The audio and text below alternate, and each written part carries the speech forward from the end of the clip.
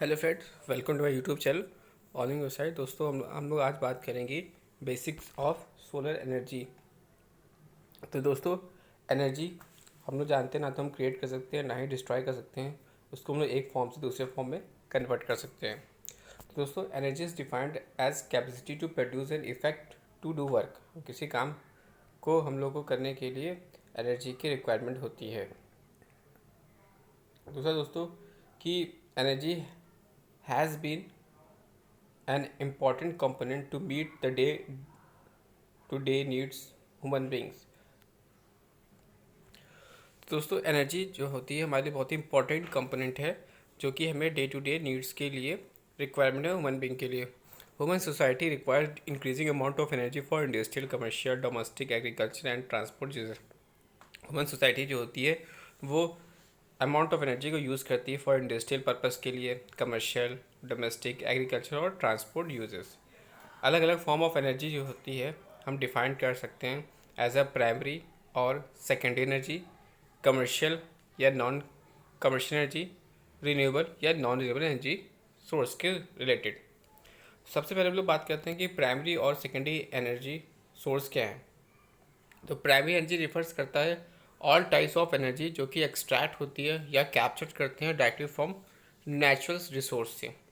Primary energy जो होती है वो हम फर्दर डिवाइड करते हैं इनटू टू पार्ट्स में, नेमली रिन्यूएबल और non renewable energy. Primary energy हमारी ट्रांसफर होती है into more convent from energy, जैसे कि electricity, steam, etc. This form energy is called secondary energy.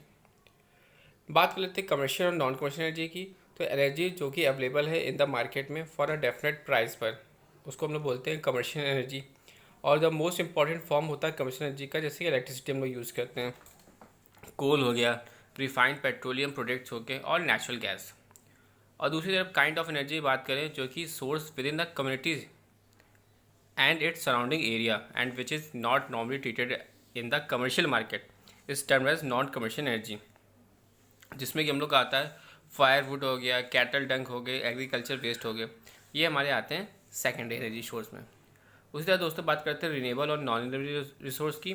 तो रिन्यूएबल एनर्जी हमारा is obtain from the natural source से मिलता है, और ये रिसोर्स जो होते हैं वो हम कैन भी यूज कर सकते हैं टू प्रोड्यूस एनर्जी अगेन और अगेन, जैसे कि सोलर एनर्जी हमारी और wind energy and tidal energy. Non renewable source में जो होती है वो हम लोग can not replace once they are use. अगर हम जैसे coal, oil gas etc, these energy resource जो है लिमिटेड हैं और could be exhausted within the prescribe period of time. तो दोस्तों हम यहाँ पे समझते हैं कि सोलर एनर्जी और सोलर रेडिएशन क्या है। तो दोस्तों, जो अर्थ रिसीव करता है सोलर एनर्जी को in the form of solar radiation के, तो जो अर्थ है हमारी वो सोलर एनर्जी को सोलर रेडिएशन के माध्यम से ऑब्टेन करती है। ये रेडिएशन जो होता है वो कंप्रेसिंग ऑफ, जिसमें यूवी, अल्ट्रावायलेट रेज, विजुअल और इंफ्रारेड रेडिएशन होता है। जो अमाउंट ऑफ सोलर रेडिएशन होता है वो रीच करता है एनी गिवन लोकेशन, जो कि डिपेंडेंट होता है सर्वल फैक्टर, जैसे कि geographical location, time of day हो गया, सीजन हो गया, लैंडस्कोप हो गया और लोकल वेदर के हिसाब से। बिकॉज द अर्थ जो होती है वो राउंड करती है, सन रेज जो होती है उस पर स्ट्राइक करती है अर्थ सरफेस पर एट डिफरेंट एंगल्स पर। जो एंगल्स जो होते हैं वो 0 से 90 डिग्री के बीच में होते हैं। जब सन रेज वर्टिकल होती हैं तो अर्थ सरफेस जो होता है वो हमें मैक्सिमम पॉसिबल एनर्जी ऑब्टेन होती है। मोस्ट ऑफ जो पार्ट ऑफ इंडिया रिसीव करता है 4 से 7 kilowatt solar radiation per square metre एक दिन के अंदर पर डे, और India receive solar energy equivalent more than 5000 trillion kilowatt per year. This is the diagram of solar radiation, जो कि direct, diffuse and total solar radiation को represent कर रहा है। तो आप देख सकते हो there our sun and maximum raise जो है रिफ्लेक्ट हो जा रही है, कुछ डायरेक्ट पड़ रही हैं, कुछ एब्जॉर्ब हो रही है एटमॉस्फेयर स्कैटरिंग पे, फिर कुछ डिफ्यूज आ रही है, कुछ ग्राउंड इफेक्ट पड़ रहा है। This are the diagram of solar radiation. Solar radiation जो होता है दैट रीच करता है surface of the earth without being diffuse is called the direct beam solar radiation, और ये हम मेजर करते हैं by the instrument as a pyrheliometer. दोस्तों बहुत ही इंपॉर्टेंट इंस्ट्रूमेंट है। द सोलर रेडिएशन जो कि रीच करता है surface of the earth without being diffuse is called direct beam solar radiation, और इसको हम मेजर करते हैं बाय द हेल्प ऑफ पायरोलोमीटर। जो सन की लाइट होती है वो पास होती है थ्रू द एटमॉस्फेयर पे, और कुछ पार्ट जो होता है एब्जॉर्ब होता है, कुछ पार्ट स्कैट होता है, कुछ रिफ्लेक्टेड होता है by the air molecules, water vapours, cloud, dust और पोल्यूटेंट्स के कारण। ये जो this is the called diffuse solar radiation, ये हमारा क्या कहलाता है, डिफ्यूज सोलर रेडिएशन कहलाता है। डिफ्यूज सोलर रेडिएशन जो होता है does not have a unique path, इसका कोई भी हमारा पर्टिकुलर यूनिक पाथ नहीं होता है। तो जो सम ऑफ डायरेक्ट और डिफ्यूज सोलर रेडिएशन होता है उसको लोग बोलते हैं टोटल रेडिएशन। तो सम ऑफ डायरेक्ट और डिफ्यूज सोलर रेडिएशन होता है उसको हम लोग बोलते हैं टोटल रेडिएशन, और जो ग्लोबल या ग्लोबल सोलर रेडिएशन भी बोलते हैं। पायरोमीटर हमारा एक ऐसा pyrometer is use for measuring total, pyrometer की वजह से हम लोग टोटल रेडिएशन को भी मेजर कर सकते हो। तो इस डायग्राम में आप देख सकते हो सन और ये हमारा एक फ्लैट सरफेस है जिसमें कि अलग अलग रेस को हम लोग रिप्रेजेंट कर रहे हैं, R B, R D, R R and R B. तो ये अर्थ सरफेस है, अर्थ सरफेस पर सन की रेस पड़ रही है, टिल्ट सरफेस है। तो यहाँ पर डायरेक्ट, डिफ्यूज और टोटल सोलर रेडिएशन का ये डायग्राम रिप्रेजेंट कर रहा है।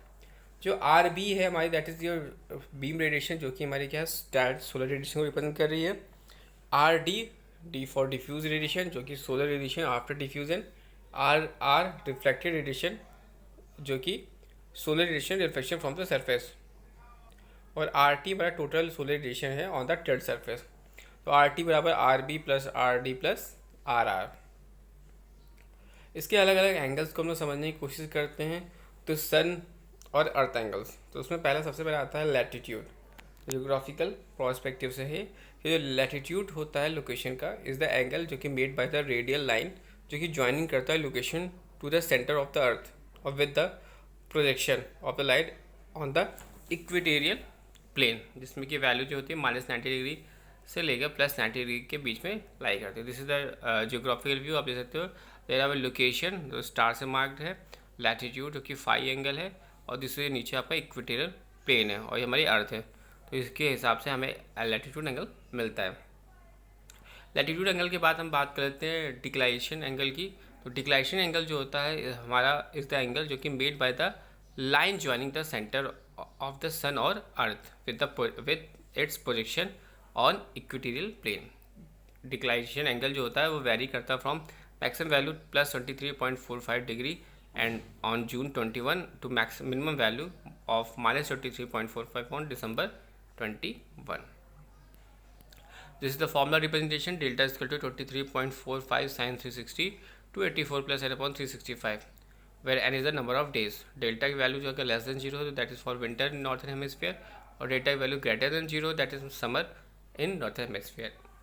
अगर हमें कैलकुलेशन करनी है तो calculate declination angle of March 22 in a non leap year के केस में हम क्या करेंगे कि ऑन March 22 एन की वैल्यू होगी 31 जनवरी प्लस 28 फरवरी प्लस 22, यहाँ तक पहुँच गए तो टोटल हमारे टोटल डेज हुए 81 डेज। तो डेल्टा स्क्वायर टू हम लोग 23.45 साइन 360 टू 84 प्लस 81 अपॉन 365, तो कैलकुलेट करेंगे दैट इज़ 0। तो ऑन March 22 मार्च एंड 22 सितंबर the declaration 0 show these card equinoctial day. इसी प्रकार अगर हमें कैलकुलेट करना है declaration angle of 31 March in leap year, तो 31 मार्च तक जाना होगा। तो यहीं एन की 31 प्लस 29 प्लस 31, तो टोटल हो गया 91 डेज। जैसे डेल्टा स्क्वायर 23.45 साइंस 360 और 284 प्लस 91 अपन 360 इसको करेंगे 4.016 दैट डिक्लेरेशन एंगल मिल जाएगा अभी। अब बात कर लेते हैं हॉवर एंगल पर घंटे के हिसाब से। तो ये जो एंगल होता है जो कि हमें मिलता है, earth must be rotate to bring the meridian of the plane directly under the sun. आप देख सकते हो सन और इसके बीच का आप देख सकते हो ऑब्जर्वर मीडियन, और ये हमें मिलता है इन दोनों के बीच में hour angle. Because it 24 hours होते हैं फॉर 60 डिग्री ऑफ रोटेशन में, तो each 1 hour is corresponding to the 15 degree. तो ओमेगा की वैल्यू निकालेंगे यहाँ से 15 ब्रैकेट में ST-12, where ST is the solar time. Calculate the hour angle at 2:30 PM, तो omega equal to 15 ST-12, omega equal to 15 ST। ST हमारा क्या है दोस्तों, ये ST हमारा सोलर टाइम है, तो सोलर टाइम 14.5 पुट कर देंगे -12 दैट इज 37.5 डिग्री। अब बात करते हैं दोस्तों, नेक्स्ट है आपको ऑल्टीट्यूड एंगल या जीन्थ एंगल। तो altitude angle is the angle जिसमें कि इंसिडेंट सन रेज होती है और projection of sun rays on the horizontal plane पे होती है। जीनथ एंगल जो होती है वो complementary angle of the sun altitude angle पे होती है, जिसके थीटा जेड के लिए हो जाएगी 90 degree minus alpha. Zenith angle is the angle between the incident sun ray and the perpendicular line to the horizontal plane. Cos theta Z की value जो होती है वो sine delta plus cos phi cos delta cos omega, that is equation 5। तो यहाँ पे ये diagram में आप देख सकते हो कि दे रहा हुआ alpha theta Z and 90 degree. तो यहाँ पे हमारा ऑल्टीट्यूड एंगल और जीनथ एंगल जो है वो रिप्रेजेंट कर रहा है। जीनथ एंगल को हमने थीटा जेड से रिप्रेजेंट किया है, देख सकते हो आप, that is your altitude angle and zenith angle. अब बात कर लेते हैं दोस्तों surface angle, surface azimuth angle and solar azimuth angle, जो कि सरफेस आजिमुथ एंगल को डेल्टा से और सोलर आजिमुथ एंगल को डेल्टा एस से रिप्रेजेंट कर रहे हैं। हमने मान लिया एक सरफेस है जिसका विद स्लोप बीटा और ड्रॉ कर रहे हैं outer normal to this surface and take a projection of normal to the horizontal plane. Surface azimuth angle जो होता है द एंगल जो कि between line due to the south and the projection to the normal to the surface of horizontal plane. जबकि solar azimuth angle जो होता है वो हमारा angle between line due to south और position of the sun rays on horizontal plane. यहाँ पे position जो है दोस्तों नॉर्मल टू द सरफेस है, यहाँ पे पोजीशन जो है on the sun rays to the horizontal plane है। तो कॉस गामा स्केल जो होगी cos theta Z sine phi minus sine delta upon sine theta Z dot cos phi. तो दिस इज द डायग्राम जिसमें आप देख सकते हो कि outer normal surface position sun ray on horizontal plane, south west surface with slope beta, north position of normal on horizontal plane. This is the diagram of surface azimuth angle and the solar azimuth angle. अब यहाँ से निकालते हैं दोस्तों, calculate करते हैं sun altitude और azimuth angle at 9 AM solar time on September 1 of at latitude of 23 degree north. तो दोस्तों यहाँ पे फाई की वैल्यू होगी 23, एन के लिए 24 डेज, ओमेगा निकालेंगे हम लोग तो 45 डिग्री आया, फिर डेल्टा निकाल लेंगे, फिर cos theta Z and cos. इस तरह से हम लोग क्या करेंगे, इसको कैलकुलेट करते हैं।